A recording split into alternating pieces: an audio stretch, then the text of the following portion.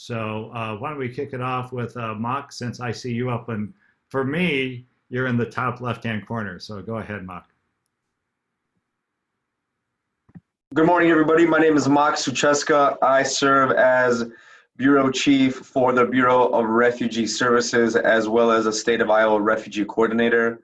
We are a statewide office with support and services to refugees across Iowa and any community where we find refugees residing.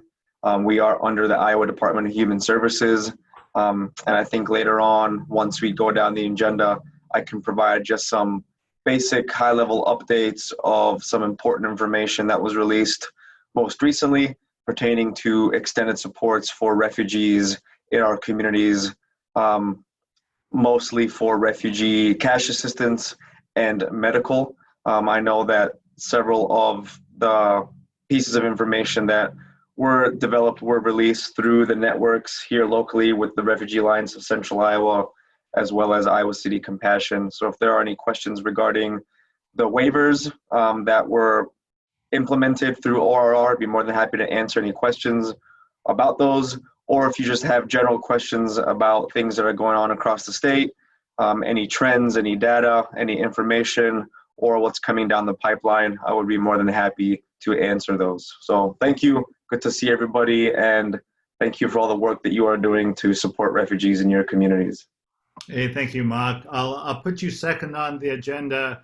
We'll start with Leah, but then let me introduce myself. I'm Ed Cranston. I am a member of the First Presbyterian Church in Iowa City, and I'm on the planning committee here. And I am also the one that sets up the recording. I set up the Zoom meeting. I do plan on recording this, and so if anyone has any objections to that, please let me know. What we'll do is, what I've done in the past is I'll just share this on our YouTube site so it can be viewed for those that couldn't join us today. So Leah, if you'd like to be next. Hi, I'm Leah, and I take minutes for the Refugee Alliance. I'm the one that you receive all those emails from, and I am actually in the office today. And I'll talk a little bit more about that, but I am an AmeriCorps member with IC Compassion, and will be in this role until the beginning of August. Okay, next let's go to Abby Fries. And Abby, if there's anything you'd like to add to the agenda, let us know as you introduce yourself. Yeah, my name is Abby Fries. I'm the resource navigator for the Refugee and Immigrant Services Program at the Catherine McCauley Center in Cedar Rapids. We do resettlement for refugees in, I guess, kind of the eastern Iowa area, primarily Cedar Rapids, but also Waterloo and down in Iowa City. So I'm just attending to make sure I know what's going on down in the Johnson County area. Okay, great. Thanks, Abby. Andy, if you could unmute yourself and introduce yourself. Yeah, I'm Andy Coghill-Behrens. I am the Family Support Director for Neighborhood Centers of Johnson County. We are currently, our buildings are closed to the public, and we have very little programming going on, with the exception of our Family Support Program, who's still meeting with families virtually. Okay, thanks, Andy. Again, if there's anything you'd like to put on the agenda, just let us know. Ann Thompson, if you could unmute yourself and introduce yourself and let us know if there's anything for the agenda. Ann Thompson, I am the Victim Service Coordinator. I'm with the Iowa City Police Department. And just a few updates. I know that Travis and Daisy could not attend today. But we did talk before and said that the videos we talked about at the last meeting have been given the green light. But with the protests and everything that's happened over the last few weeks, that's kind of been put on hold for a little bit. And I know the three of us really want to move forward with this. So once things settle down, and we just, like the detectives division, including myself, again, as of yesterday, we started working from home. So that kind of puts a little constraint on, connecting with everybody. But yeah, so, and Travis is back on doing back on patrol. So to balance his patrol and community outreach is going to be a little difficult. But, like I said, the good news is that the green light was given on going forward with that. So any updates that we get along the way, we'll be sure and let everybody know.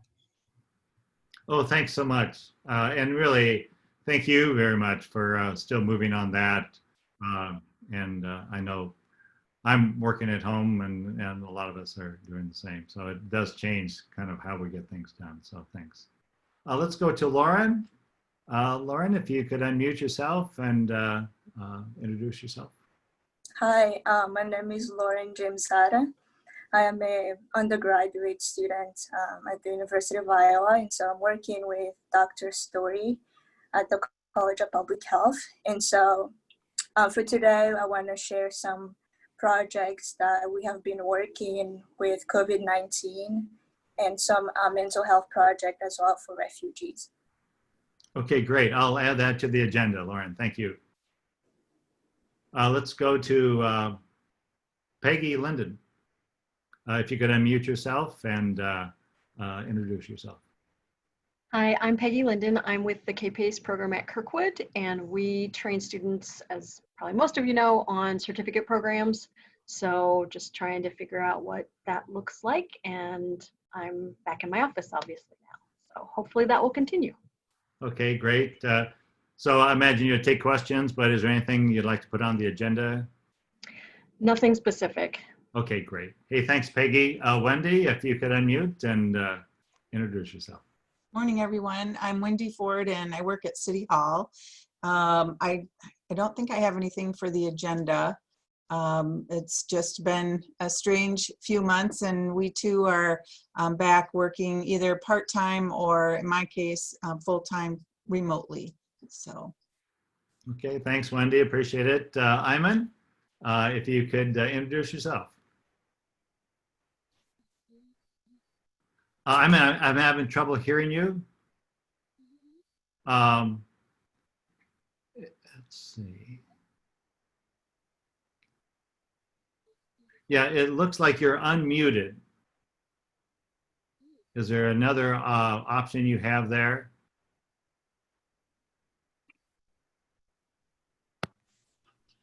Try it again. Can you hear me? Yes, very good. Excellent. Okay, we're all set. Not working, maybe. Okay, we don't need those headphones. Throw it away. My name is Iman Al-Mansouri. I'm multilingual advocate at NISA African Family Services. Provide service for my survivor at Iowa City office.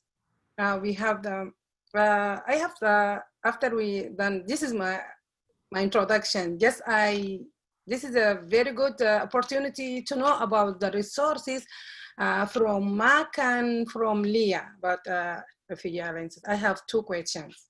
If you can. Okay, great. So yeah. So okay, so that's great, but nothing additional to the agenda other than sharing those questions. Okay, thanks a lot. Thank you, Marwa. If you could unmute and introduce yourself.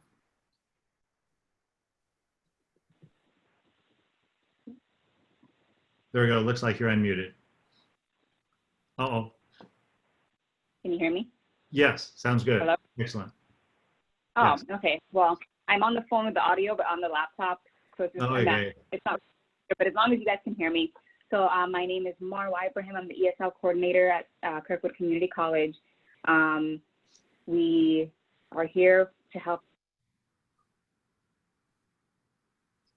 Oh, we just lost you, Marwa. We just lost your audio. Hello? Okay, go ahead. Sounds good. Okay. I don't know what's going on with this. I'm so sorry. I know technology. Yeah. So yeah, with ESL program, we're starting classes in July. I did want to add something to the agenda just to talk about the change in schedules.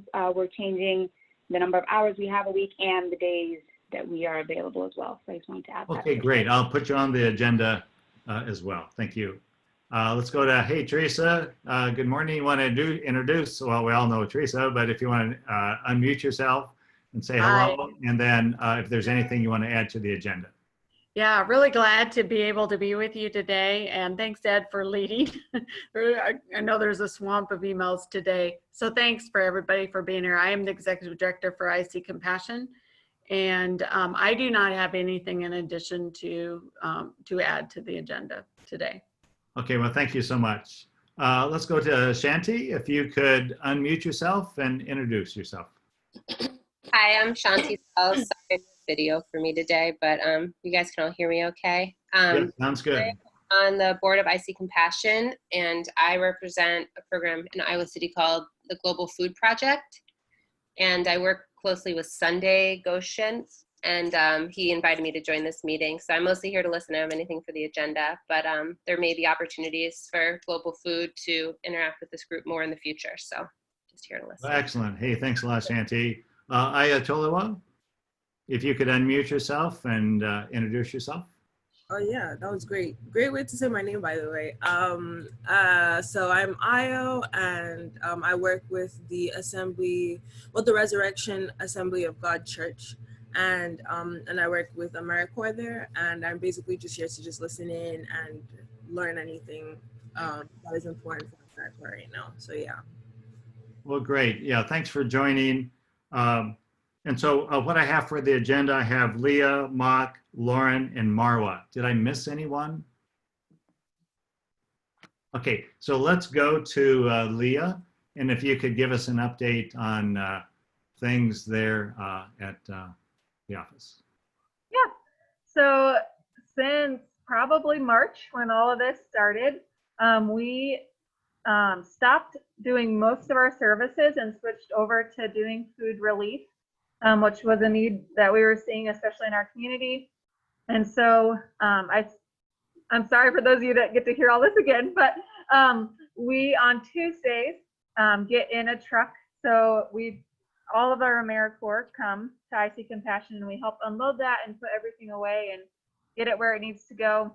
And with the greater need for food, we've also had to kind of expand our food pantry and bring in more fridges and more space and things like that. And so we get the truck in and put everything away on Tuesdays.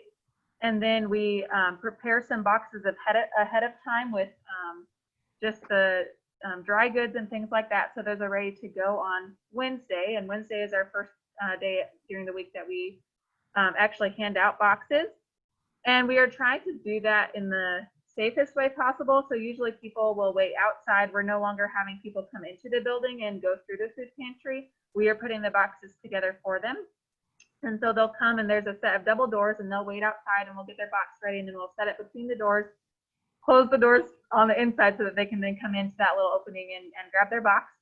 And we are trying to really just meet the needs that are out there. So if people have really, really big families, if they need 2 boxes, they're welcome to take 2 boxes. We're just really trying to meet whatever their needs are. And then on Thursdays, we also do a food pantry the same way, and are distributing the food. And I said this earlier, but usually on Wednesdays, we're serving around 200, giving out 200 boxes. And then on Thursdays, I think it's been between 200 and 300 boxes that we're giving out. So there's definitely been a big need that we've been able to meet in the community by just having those boxes for people to be able to take. And people can come every week. There's no limit on that. If they need to come on Wednesday and Thursday, they're welcome to do that. We're really just trying to make it whatever the community needs, whatever those needs are that we're seeing. Well, thanks, Leah. Does anyone have any questions or comments for Leah? So the distribution, Leah, what is the way of the distribution? Is there the social distancing, the crowding of people? Because I know before this uncertainty, there was the crowd of people like coming and sitting down waiting when I just provide my clients. Is this the same way, or just you call by person one after one? I would like to know the precaution. Yep. So we are trying to keep precautions for ourselves, for our workers, and then also for the community.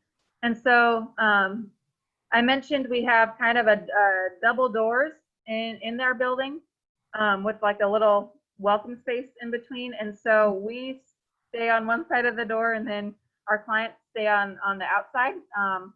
And so we'll put their box together. We'll open the door, set it in the middle, close the inside door, and then they can come in and pick up the box and leave. And we're trying to like wear masks, and I have my gloves on. We wear those inside the building and try to sanitize things down. And then for kind of the social distancing piece, our clients, people that come to pick up the food boxes are actually outside. They don't even come in the building anymore. And so they social distance themselves outside. And we don't usually have too big of an issue with a crowd. I mean, sometimes it gets a little busy, but then they distance themselves outside and like kind of line up the sidewalk. But usually we don't have too much problems with that. It's kind of one person will come and then maybe a few minutes later another person comes, that kind of rotation. And same for inside. For us as workers, we kind of are trying to, as much as possible, social distance. Sometimes it is hard, like when the truck's coming in and we're all unloading or things like that. But if we're like sitting at a table or something, we're trying to still take those precautions and wear our masks and wear our gloves and sanitize things regularly. Thank you. So Leah, as far as people that show up, have the last person in line been able to receive food? Yeah, we haven't had an issue with running like out of food altogether. Sometimes we run out of certain things. Some weeks we get less milk than other weeks, so sometimes we might run out of that. But then we try to, if we can not replace it, but maybe put something in addition to their box, like a different kind of drink like orange juice or something like that, or maybe they get an extra fruit. We still try to make sure that everybody has enough to at least make it till the next week or the next day when they can come back. Well, thanks, Leah. Any other questions for Leah? Okay, let's move on to Mark. Again, thank you for joining us, and we always appreciate the info you send to us. So take it away, Mark, if you could unmute yourself. And All right, thanks, Ed, and thanks, Leah, for sharing all that information. Glad to hear things are still moving along from an operational standpoint to help community. So thanks for what you're doing. I guess there's just 3 areas that I really want to cover today to provide some information to you guys. One, from our perspective at the Bureau of Refugee Services, some things that are coming through the DHS pipeline, and then how we can partner or collaborate to further support refugees in Eastern Iowa and Johnson County. So as far as our operations are concerned, for those of you who don't know, we are located in Des Moines. So the primary work that we do is here in Central Iowa, but we are a statewide entity. So we do support refugees across the state of Iowa, wherever they are residing or living at the time. Initially resettled refugees, as well as secondary migrants as well, up to 5 years of living in the United States. But that has actually changed given the times we are in, and due to the COVID-19 pandemic, our services have actually extended beyond the 5-year limit. So if there are refugees residing in your communities who may need assistance that have been here longer than 5 years, the Bureau of Refugee Services can support them. Not only those refugees who are employable, because that's where our primary services focus on, getting refugees jobs towards a sustainable career path, but we are working with the whole family through that holistic case management model. So if there are members of the community who could benefit from our services and assistance, please do not hesitate to refer them to our office, either directly by calling our office or through public benefits applications such as food assistance, medical, and cash. As far as our services overall, we have been in operation since the beginning of the pandemic. We did modify our actual physical space to accommodate safety precautions, but we still continue to see clients every day. We do have an area of our office that has been blocked off for individuals to come in. We do have necessary PPE and safety precautions in place to ensure that social distancing is in place, that people have masks, gloves, and whatever that may entail. DHS will be coming down or actually releasing a policy by the end of the month, beginning of July, that will really drastically change the overall operations of DHS, particularly those who are in the social work field and working with customers and communities directly, such as the Bureau of Refugee Services. So it's going to be I think it's going to be a good thing. I think it will definitely be modified to the times, which will allow more flexibility and opportunities to work with individuals in an extended basis. I know that a lot of our clients that we support rely on coming here to the office, so we will find ways to still meet them halfway here while also leveraging technology and other resources to be able to assist them. As noted, our services have not ended. So we haven't changed anything within the scope of what we provide, from employment training to job seeking to ESL classes, whatever that may be. It's just going to look different. So if you have questions about that, please let us know. We're still working to figure out what all of that will look like, but rest assured that those services will not cease for our refugee members in our communities. As far as from the DHS level, it was a little bit noted that some policies will change, particularly the work from home policy. Majority of our staff right now are working from home with very minimal working here in the office. I myself have been here since day one, haven't had the luxury, I guess, of working from home, but then again, it's been nice coming into the office. So we're just trying to navigate all of those uncharted waters. This is really unprecedented for DHS. I've only been with the Bureau of Refugee Services in an official capacity for just under a year.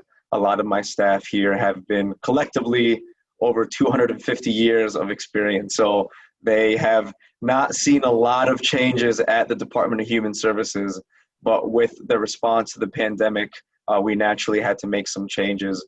So once those changes occur, we will definitely be transparent with the community and how to collaborate and work with everyone across the state of Iowa.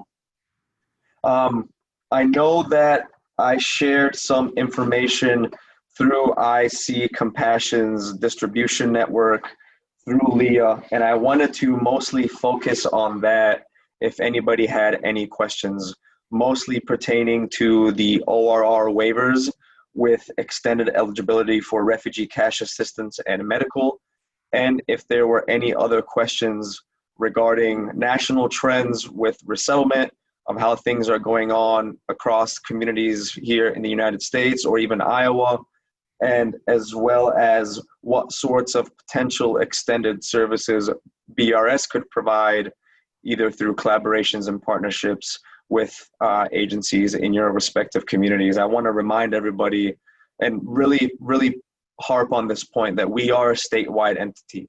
And so if there are ways that we could leverage the resources and funds that we have in our office to support the people you are working with, you got to let us know. I will definitely try to be more present at these meetings and to be more open and having communication with statewide partner agencies. But if we can only know what we know. So if there are ways that we can leverage what we have to support you guys, you got to let us know. So we're here to provide help. We're here to listen. We're here to be where we can. Just please remember that we want to collaborate and partner at every level within the parameters of what we can do. But we're always open to having a conversation to figure out how we can work together. So I think with that, I will leave it open to any questions that you may have, any further clarity that you may need, and then we'll go from there. So questions, anyone? Well, just I would like to ask about the information, but he gonna just provide to Leah and can send the brochure and all the contact information so we can know and send them any, if I have any question, I will send it by email to Mark. Thank you. Okay. Okay, great. Thank you, Ivan. Anyone else? Teresa? Mark, just a question. Again, we're starting to see I just saw a family last week who had landed in Denver and within a week had come to Iowa. What is the best way to handle those? Is that going directly to your office? Or is that going to a settlement agency? It depends. I can give you sort of a twofold answer. If the family did arrive within the first 30 days of their resettlement services, they may have potential to transfer their case to a resettlement agency that's providing those services. That is done between the initial resettlement organization where they were resettled to, and if they opt to go to, I presume, a Catherine McCauley Center to see if that case would be transferred. If they do not want to transfer the case and want to navigate sort of on their own with support of the community, then they would be referred to our office. You can give us a call. We can open up a case and work with the family. Unfortunately, right now, we aren't doing any face-to-face. It would have to be over the phone and interpretation over the phone, which is tricky, but it's better than nothing. And so if there are ways that we can support that family, please have them referred to our office. If they're even willing to make a trip down to Des Moines, we do have an area in our office that is sort of secured to still meet with clients face-to-face and potential individuals who would come on our caseload. So we would actually be able to physically see them through a door and over the phone, which would provide, I guess, some sense of security, but overall the work would be done over the phone. Okay. And a follow-up question on that, again, kind of things where it stands still. I don't know if they're going to be moved, but for contacting you, and I'm going to talk to Catherine McCauley about this too. Again, we see most of our refugees don't have access to Zoom, Sure. Whether that's laptops or internet services. Is there an easy way to set up, if we had a laptop available in our agency, is there an easy way to set up a meeting that they could actually talk to one of you through Zoom? Absolutely.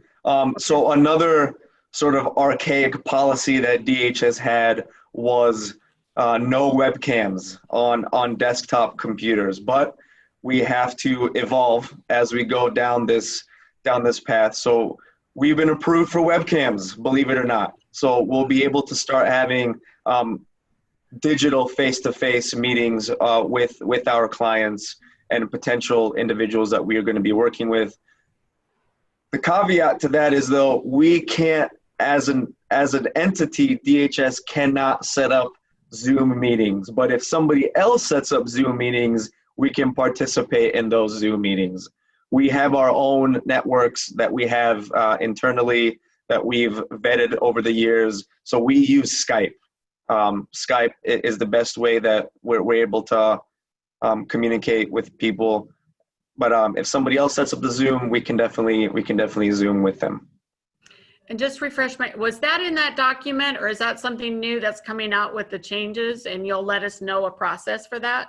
Yep, I will let you know the process of that, and we'll release that information to the distribution list. So, but that was not in the policy.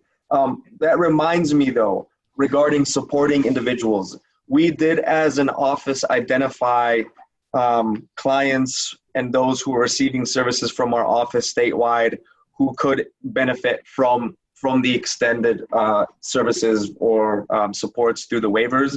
We did send out those letters to everybody on behalf of our office. So individuals who were identified that could receive those benefits did receive a letter from our office, as well as information about the waivers and what they would be eligible for. That's not to say there may be more people who would benefit. We were just able to identify through our data systems of the people that we were currently working with who would benefit. But I'm sure there are more out there. Please advocate and advise people you are working with to apply and to reach out to our office if you think they would be eligible for these services. Thank you, Mac. Yep. Yeah, thanks, Teresa. Thanks, Mark. Abby, you have a question? Yeah, I just had a question about if a refugee family is a secondary migrant family to Iowa, and they're needing help applying for public benefits such as food assistance or Medicaid. If they're in the central Iowa area, is that something that they can call into the Bureau's office and get assistance with through the language line interpretation? Yes.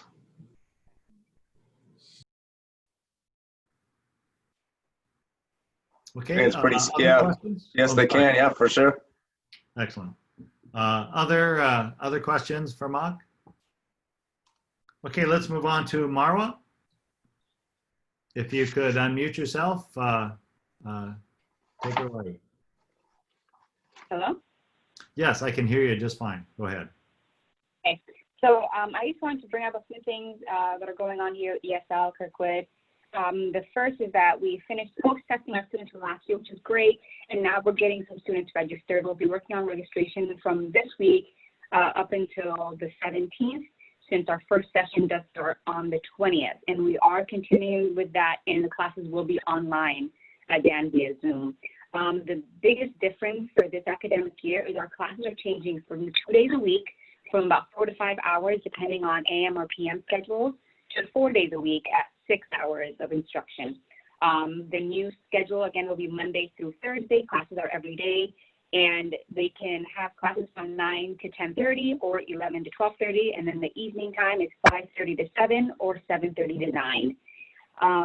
Along with having the first session continue online, we're currently working on a lending library, just making sure the students in the past that haven't been able to join our classes online because of either digital literacy issues or if they had no technology at home. We're working on trying to get as many people as we can connected.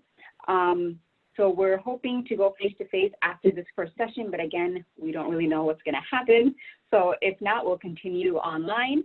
As far as safety precautions for registration right now, we are focused on parking lot registration. We're letting some students in, but they have to, of course, have masks on.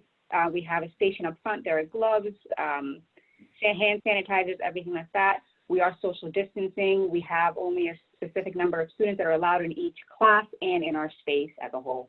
But yeah, if anybody has any questions, wants to connect any students, feel free to contact me. Well, thanks a lot, Mara. And any questions there? Marwa, I have question. Is there any requirement for students have to be eligible for these classes? Like they had like what I'm gonna call status, migrant state. We deal with the immigration, like he doesn't or she doesn't have a green card or legal status. Is there any requirement for that? No, so since we are the free ESL program, we have no requirements. We don't ask their legal status, anything like that. This program is free for anybody except for students that are attending the credit side at Kirkwood Community College or any other college or university. If they are attending any of other institutions, we cannot provide services here, but anybody else is eligible. Okay, so we can register for that because I have my client, they don't have any legal status and they don't start classes at Kirkwood. They stay home. They need to learn English, really. Please send them my way. Okay, thank you, Marwa. Okay, thank you for the question. Mark, go ahead. Yeah, Marwa, thank you for sharing that. Ed, I actually have a question for you. Do we have an option for the chat on this Zoom to share information? You know, we apparently don't. Okay. And again, that's sorry about that. No worries. Just wanted to make sure. If there's a if you would like to, Mark, if there's something you would like to share, get that to Leah. Okay. Then she could get that information out to the group. Yeah. Sounds good. And really, it's I should have that in the future because that's a nice way to click on, and then you can go to that website very easily. So. And if we'll let it slide this time. Okay. Okay. Yeah.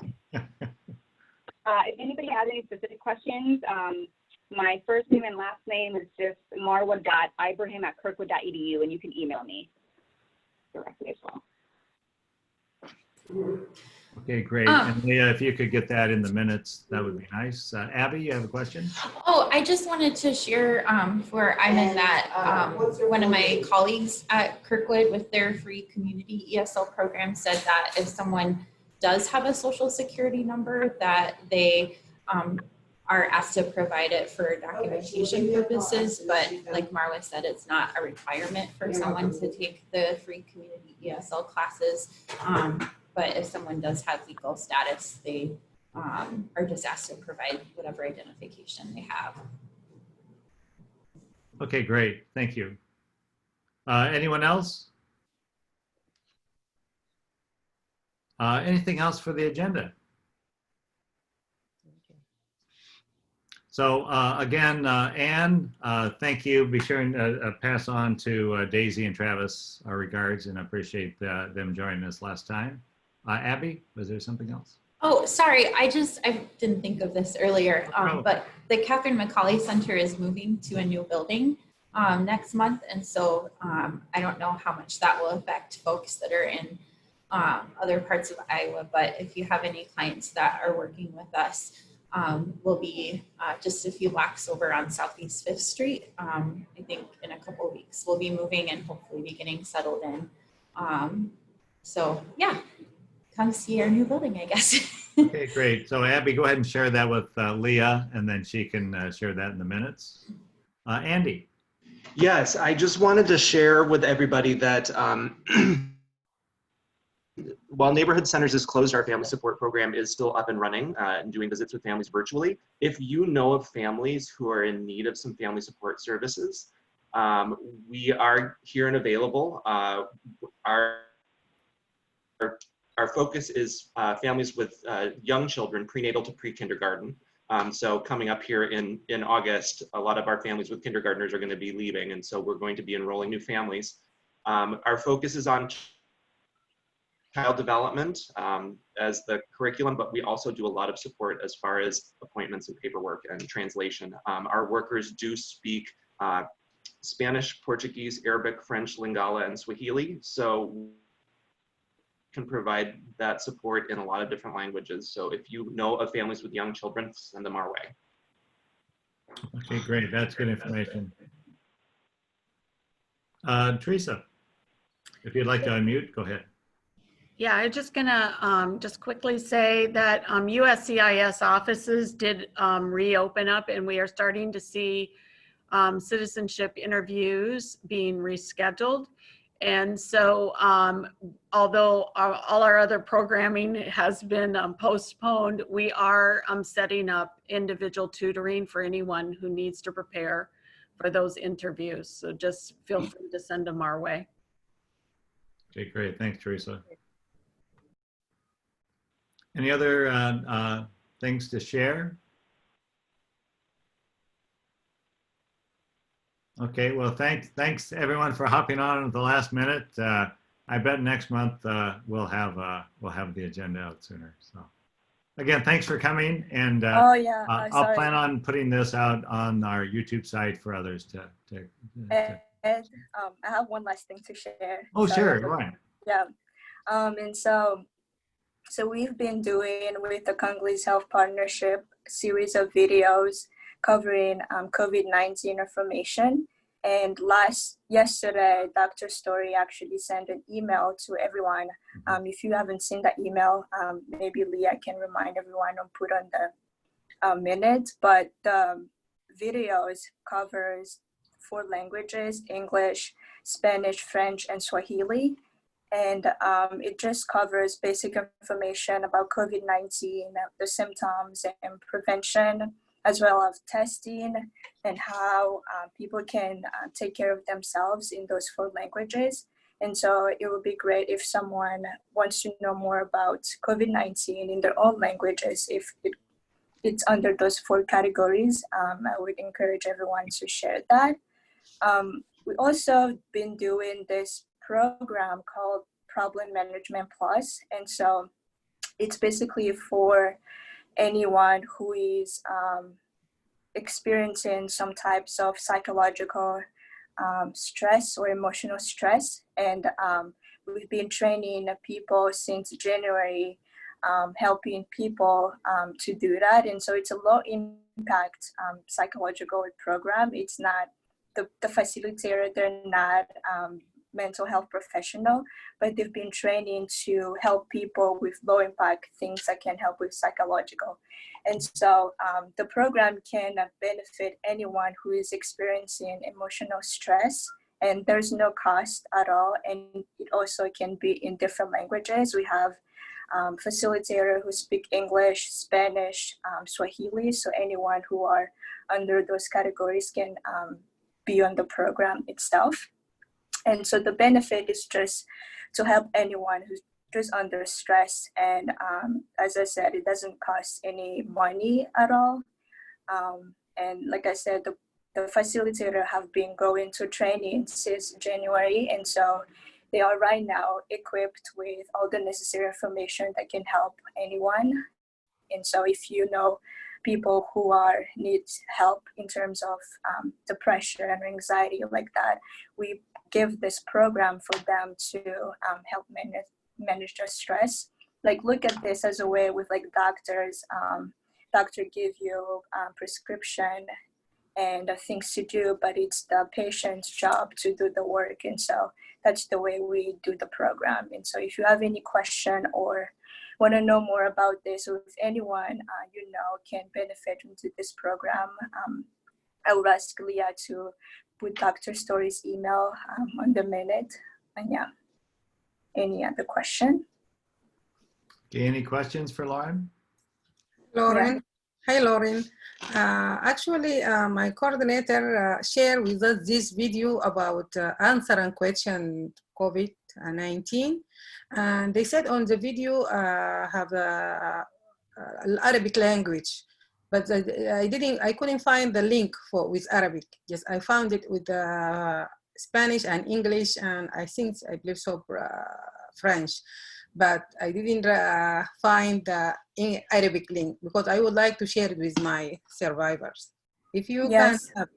Can you send it to us, please? Yes, I can send it to you. So with the link with the YouTube videos, it's actually only the person who has the link can have it. And so maybe that's why you couldn't find it, but I will definitely send the link to you and ask Dr. Story about it. That would be great. Thank you. Thank you, Lauren. Thank you. Other questions? Well, thanks, Lauren. And do let Will know that we really appreciate him sending that information out, and it's very helpful. So thank you. Okay, any other topics? Well, thanks everyone for joining, and we'll put this up on YouTube. And please stay safe and please stay healthy. Thank you. Bye-bye. Thank you. Thank you very much. Thank you so much.